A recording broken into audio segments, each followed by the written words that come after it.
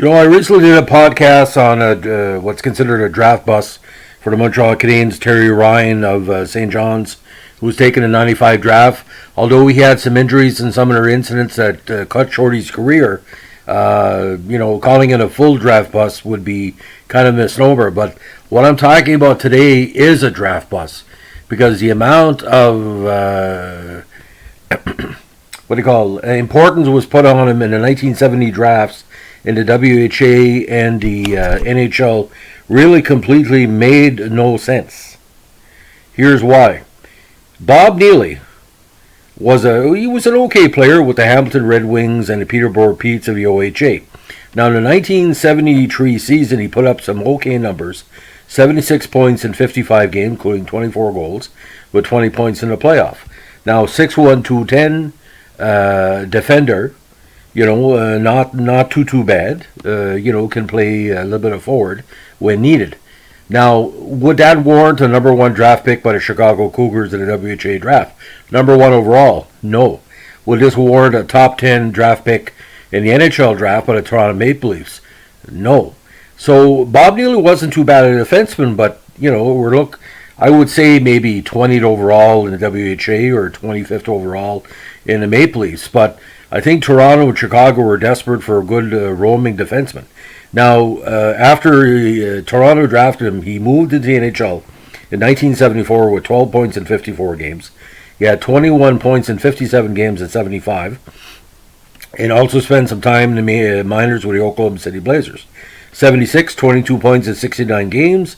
77 was a good breakout year for him, 33 points in 70 games, including 17 goals, but by 78, he was all over the place. He played with Toronto for 11 games.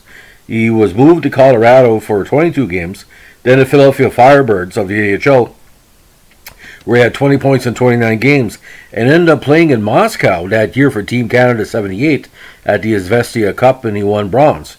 Now, 79 and 80, he played with the Brunswick Hawks, again, put up some nice numbers, but by 1981, he was out of minor pro hockey and NHL altogether.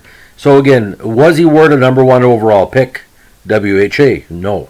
The results are not there. Was he a bad player? No, he was an okay player.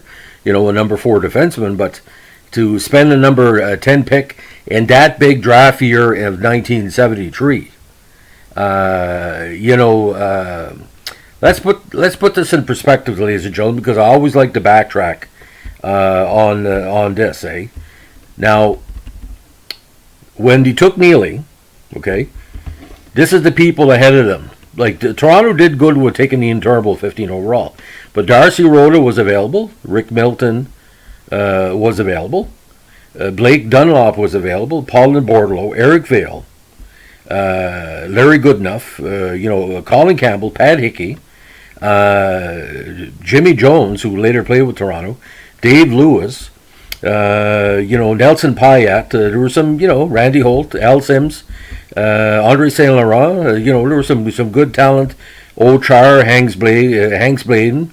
But taking Bob Neely 10th overall, but like up until him, he was the worst pick in the top 10. Now listen to this, ladies and gentlemen: Potvin, Lysiak, Ververgaard, McDonald, Davidson, Savard, Andre Savard, Blaine Stoughton, Bob Gainey, and Bob Daly for the Canucks. So anyway, it is what it is. But of course, the player that everybody remembers from that year was the great man who called Mr. Titanic, Maurice Titanic, and we'll be doing a podcast on him very soon because he's the best hockey name that I remember from that draft.